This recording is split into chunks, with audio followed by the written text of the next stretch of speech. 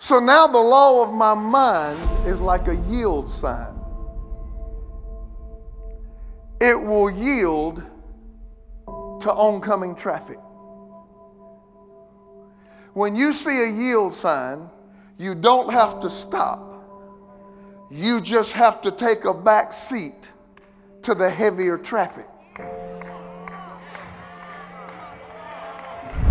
Your mind yields to the heaviest traffic.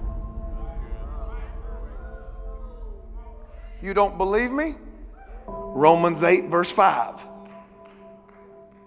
For those who live according to their flesh, which has a law, set their minds, the yield sign, on the things of the flesh.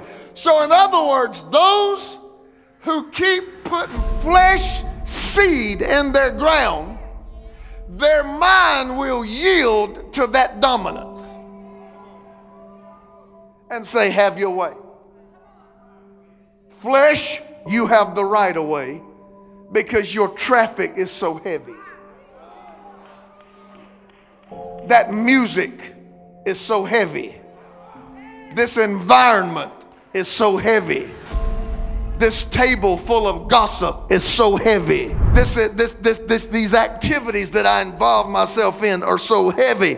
These websites I go to and these channels I watch, they are so heavy with the flesh that my mind will yield to how heavy the traffic in my flesh is. So understand, your mind has a law, but it is a lesser law, and it will bow its knee and take a back seat to the heaviest traffic.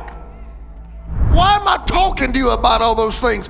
Because if you are sowing according to the flesh, then your mind is going to sit back and say, have the right of way. I've got to move my commitment level from being saved to living a life that pleases God. Come on, I'm talking to somebody. Because I'm talking about glory and I'm talking about opening the heavens. But there is something personal that has to happen in and the life of each and every individual, where we understand that all the traffic in our life cannot be fleshly traffic and then us gather together for an hour and a half a week and expect the heavens to open.